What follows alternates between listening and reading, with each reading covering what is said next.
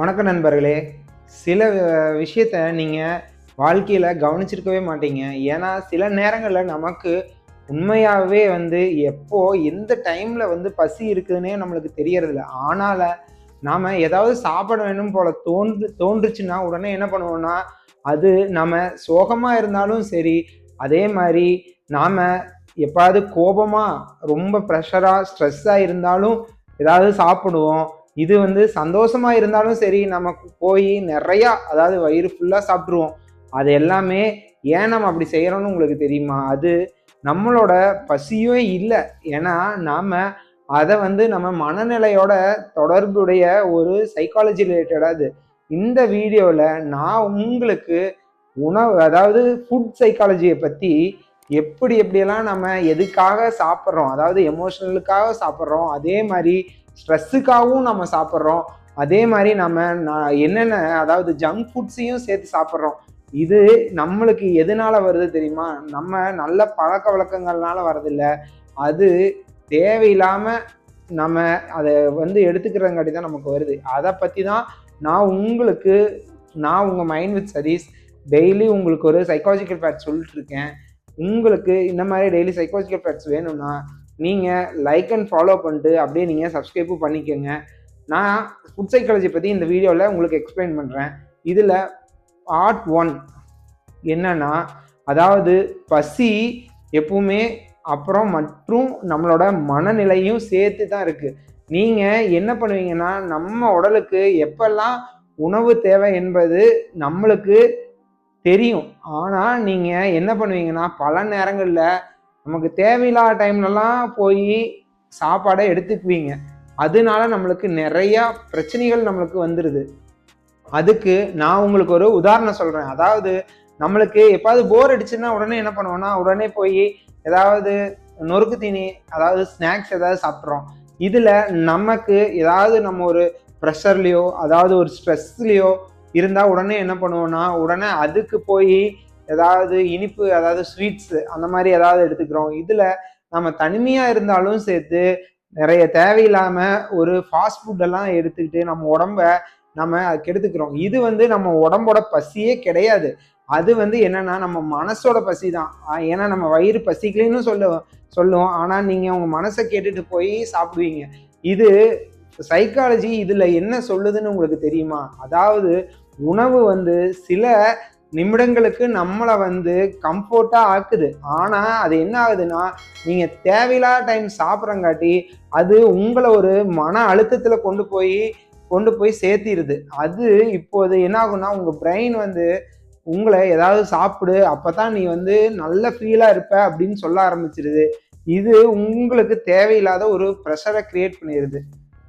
இதில் பார்ட் 2 என்னன்னு பார்த்தீங்கன்னா, அது நம்ம தேவையில்லாமல் ஜங்க் ஃபுட்ஸை அதிகமாக எதுக்காக எடுத்துக்கிறோம், அது ஏன் நம்மளுக்கு பிடிக்குது, அது என்ன காரணம்னு பார்த்தீங்கன்னா, அதில் நம்ம என்னென்ன ஜங்க் ஃபுட் சாப்பிட்றோம் தெரியுமா? அந்த பீஸா, பர்கரு, அதே மாதிரி சிப்ஸு, அதுக்கப்புறம் சாக்லேட்ஸ், இதையும் சேர்த்து தான்.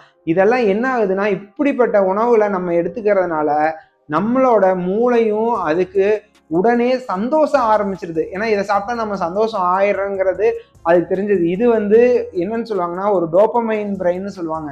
இந்த மாதிரி நீங்கள் சாப்பிட்றங்காட்டி அந்த பிரெயின் டோபமைனை ரிலீஸ் பண்ணிடுது.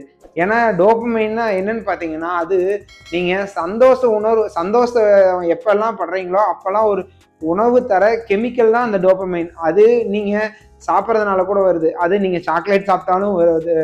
நீங்கள் உங்களோட மூடு நல்லா பெட்டர் ஆகுதுன்னு உங்களுக்கு ஃபீல் பண்ண வைக்குது. அதனால உங்களுக்கு என்ன பிரச்சனைகள் வரும்னு உங்களுக்கு தெரியுமா? அது அந்த சந்தோஷம் உங்களுக்கு நிலையான சந்தோஷமே கிடையாது. அது ஒரு டெம்பரவரியான சந்தோஷம் தான். அதனால பிரெயின் என்ன பண்ணுன்னா, மீண்டும் மீண்டும் அதையவே தேட ஆரம்பிக்கும். இதுதான் உங்களுக்கு ஃபுட் அடிக்ஷனா பின்னாடி மாற ஆரம்பிக்குது. இதில் பார்ட் 3 என்னன்னு கேட்டிங்கன்னா, ஸ்ட்ரெஸ்ஸுனால நம்ம சாப்பிட்றது. அது நம்ம சைக்காலஜி ரிலேட்டடாக நான் உங்களுக்கு சொல்கிறேன். நமக்கு ஸ்ட்ரெஸ்ஸு எப்போல்லாம் இருக்குதோ அப்போல்லாம் நம்ம என்ன பண்ணுறோன்னா, நம்ம பாடியை அப்படியே கன்சில் பண்ணி தேவையில்லாமல் ஹார்மோன்ஸையும் அதிகப்படுத்திடுறோம். நம்மளுக்கு அதிகமாக பசியும் அதே மாதிரி தேவையில்லாத கிரேவிங்ஸையும் கிரியேட் பண்ணிடுது. அந்த அன்ஹெல்த்தி ஃபுட்டுனால நம்மளுக்கு ஒரு ஈர்ப்பு அதிகமாயிருது. அதனால நம்ம என்ன ஆகிறோம்னா தேவையில்லாமல் எக்ஸாம் ஸ்ட்ரெஸ்ஸும் அதே மாதிரி எப்போ வேலையிலையும் சேர்த்து ஒரு ஸ்ட்ரெஸ்ஸையும் சேர்த்துட்டு நம்ம ரிலேஷன்ஷிப்லேயும் ஒரு ஸ்ட்ரெஸ் எல்லாம் இருக்கும்போது நம்ம மக்கள் அதிகமாக என்ன பண்ணுறாங்கன்னா போய் தேவையில்லாமல் சாப்பிட்றாங்க. அதனால நமக்கு அது உணவு வந்து ஒரு மருந்தும் கிடையாது. நீங்கள் அதை மருந்து மாதிரி நம்பி சாப்பிட பயன்படுத்த ஆரம்பிச்சிடுறீங்க. இதில் உண்மை என்னன்னா நம்மளோட அமைதி வந்து உணவில் எப்பவுமே கிடையாது. நம்மளோட மன அமைதி அதில் தான் எல்லாமே இருக்குது. இதை நீங்கள் தேவையில்லாமல் கன்ஃபியூஸ் பண்ணிக்காதீங்க. இதில் பார்ட் 4 என்னன்னு கேட்டிங்கன்னா, அதாவது நல்ல உணவு பழக்க வழக்கங்கள். அது எப்படின்னா, நீங்கள் ஹெல்த்தியாக இருக்கணும்னா ஹெல்த்தியாக தான் சாப்பிட்ணும். அதுதான் நம்மளோட டயட் மட்டும் கிடையாது. இதில் நம்மளோட மைண்ட் செட் ரொம்ப ரொம்ப முக்கியம். ஏன்னா நீங்கள் நினச்சிட்டே இருந்தீங்கன்னா சாப்பிட்ணும்னு நினச்சிங்கன்னா உங்களுக்கு சாப்பிட அந்த ஆட்டோமேட்டிக்காக அந்த டொபமைன் வந்து கிரியேட் ஆயிடுது. இது உங்களுக்கு தேவையில்லாமல் ஸ்ட்ரெஸ்ஸையும் கூடவே கொடுத்துருது. அப்போ பார்த்தீங்கன்னா உங்கள் கேஸ் வந்து ஆட்டோமேட்டிக்காக செக்ரீட் ஆக ஆரம்பிச்சிடும். இது நீங்கள் சாப்பிடும்போது என்ன பண்ணுன்னா ரொம்ப பொறுமையாக நிதானமாக 32 முறைக்கு நல்லா மென்று அரைச்சி நம்ம வாயிலே அரைச்சி கூழ் மாதிரி தான் உள்ளே தள்ளவே ஆரம்பிக்கணும். அதுதான் ரொம்ப ரொம்ப முக்கியம். நீங்கள் என்ன பண்ணணும்னா சாப்பிடும்போது கண்டிப்பாக யாருமே இதை கடைபிடிக்கணும். ஃபோனை கண்டிப்பாக யூஸ் பண்ணக்கூடாது. அதே மாதிரி டிவியும் பார்க்கக்கூடாது. நீங்கள் சாப்பிடும்போது என்ன சாப்பிட்றீங்கிறத பார்த்து கவனமாக தான் சாப்பிடணும். ஆனால் நம்ம சில பேர் என்ன பண்ணுறோன்னா இப்போவே சின்ன குழந்தைகளுக்கு ஃபோனை காமிச்சு ஊட்டி பழகிடுறோம். அது ரொம்ப ரொம்ப மிகப்பெரிய தவறு. தயவு செஞ்சு இதை நீங்கள் திருத்திக்கங்க. இதை திருத்தலைன்னா ரொம்ப கஷ்டம். அந்த உணவுங்கிறத நம்ம என்ன சாப்பிட்றோங்கிறத பார்த்து ருசித்து நல்லா மென்று கூலாக சாப்பிட்டீங்கன்னா உங்கள் உடம்புக்கு அது ரொம்ப ஆரோக்கியத்தை தருது. நீங்கள் அதை கண்டிப்பாக பண்ணணும். நீங்கள் எமோஷனுக்காக எப்பவுமே சாப்பிடாதீங்க. உங்களுக்கு உடலுக்கு உண்மையாக என்ன தேவையோ அதை மட்டும் கவனித்து சாப்பிடுங்க. அதுதான் நீங்கள் கான்சிக்யூஸாக சாப்பிட ஆரம்பிச்சிட்டிங்கன்னு வைங்க, உங்களோட ஃபுட் ஹேபிட்ஸ் வந்து எப்படியோ கொஞ்சமாக சேஞ்ச் ஆக ஆரம்பிச்சிடும். இந்த மாதிரி நீங்கள் சாப்பிட்றதுனால உங்களுக்கு பல நன்மைகள் வரும். அது நீங்களே உணர ஆரம்பிப்பீங்க. நீங்கள் ஒரு டைமில் பார்த்தீங்கன்னா நிறையா சாப்பாடு எடுத்துப்பீங்க. ஆனால் இந்த மாதிரி நீங்கள் மென்று சாப்பிடும்போது ரொம்ப அதாவது மினிமம் ஃபுட்டு தான் எடுத்துக்குவீங்க. அந்த மாதிரி எடுக்கும்போதே உங்கள் வயிறு வந்து நிறைஞ்சிரும். அப்படி இருக்கும்போது இந்த மாதிரி வயிறு வந்து பெருசாக வர்றது, தொப்பையெல்லாம் விழுகவே விழுகாது. இதில் நீங்கள் ரொம்ப பத்திரமா இதை ஃபாலோ பண்ணிங்கன்னா உங்களுக்கு நிறையா மாற்றங்கள் வரும். பார்ட் 5 என்னன்னு கேட்டிங்கன்னா, நம்மளுக்கு ஒரு உண்மையான செய்தி என்னென்னா, நம்மளுக்கு சாப்பாடு வந்து எப்பவுமே நம்மளுக்கு எதிரியே கிடையாது. ஆனால் நாம் எமோஷனுக்காக போய் ஹேண்டில் பண்ணி ஃபுட்டை வந்து தேவையில்லாமல் பயன்படுத்த ஆரம்பிச்சிட்டோன்னு வைங்க, அது நம்மளுக்கு அன்ஹெல்த்தியாக மாறிடுது. நீங்கள் என்ன பண்ணணும்னா ஸ்ட்ரெஸ்ஸை வந்து மேனேஜ் பண்ணணும்.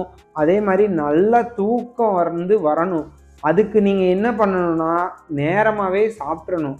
நீங்கள் சாப்பிட்டு ஒரு 2 மணி நேரம் 2.5 மணி நேரம் ஆகித்தான் நீங்கள் படுக்கணும். அப்படி படுத்திங்கன்னா உங்களுக்கு நீங்கள் சாப்பிட்றது படுக்கிறதுக்கு முன்னாடியே உங்களை உணவு எல்லாமே ஜீரணமாயிடும். அப்படி ஜீரணமாயிடணும். அதே மாதிரி சாப்பிட்ட உடனே தண்ணி குடிக்காதீங்க. தண்ணி வந்து ஒரு 20 நிமிஷம் கழித்து கொடுங்க. ஏன்னா நீங்கள் சாப்பிட்டோன்னே குடிச்சிங்கன்னா உங்கள் வயிறும் எலபரேட் ஆயிரும். அந்த ஃபுட்டு வந்து ஜீரணமும் ஆகாது. கொஞ்சம் லேட் ஆகும். நீங்கள் கொஞ்சம் நேரம் கழித்து தண்ணி குடிக்கிறதுனால உங்களுக்கு அது ஜீரணமாயிரும். அதே மாதிரி நைட்டு படுக்கும்போது நிறைய தண்ணியை கொடுக்காதீங்க. அதாவது ஒரு 6-7 மணிக்கு மேலே தண்ணி வந்து ரொம்ப அளவாக குடிங்க. அது ரொம்ப நல்லது. அந்த மாதிரி நீங்கள் பண்ணீங்கன்னு வைங்க, உங்களுக்கு உடம்புல நிறைய ஆரோக்கியங்கள் கிடைக்கும். இதில் நீங்கள் நிறையா தண்ணி குடிங்க. ஆனால் நைட் டைம் குடிச்சிடாதீங்க. பகல் டைமில் அது கொஞ்சமாக சிப்பாக குடிச்சுக்குங்க. நின்றுட்டு தயவு செஞ்சு தண்ணியும் குடிக்காதீங்க. உட்காந்து குடிச்சுக்குங்க. நீங்கள் அப்போது தான் உங்களோட உடம்பும் மனமும் ரொம்ப சந்தோஷமாகவும் ஹெல்த்தியாகவும் இருக்க ஆரம்பிக்கும். இதில் நான் உங்களுக்கு ஃபைனலாக என்ன சொல்கிறேன்னா, நீங்கள் இதை கண்டிப்பாக உங்கள் நினைவில் வச்சுக்கோங்க. நாம் என்ன சாப்பிட்றோங்கிறத அப்படிங்கிறத காட்டிலும் நீங்கள் என்னென்ன சாப்பிட்றீங்கிறது தான் ரொம்ப ரொம்ப முக்கியம். அது ஏன் என்னங்கிறத நீங்கள் பார்த்து அப்படி தான் உங்கள் உடம்புக்கு எடுத்துக்கணும். உங்கள் மன ஆரோக்கியமாக இருந்தாலும் உங்களோட உணவு பழக்கங்களும் ஆரோக்கியமாக மாறிடும். இந்த மாதிரி டெய்லி உங்களுக்கு ஒரு சைக்காலஜிக்கல் ஃபேக்ட்ஸ் வேணும்னா உங்கள் மைண்ட் வித் சதீஸை நீங்கள் லைக் அண்ட் ஃபாலோ பண்ணிட்டு அப்படியே நீங்கள் சப்ஸ்கிரைபும் பண்ணிக்கோங்க. Thank you friends.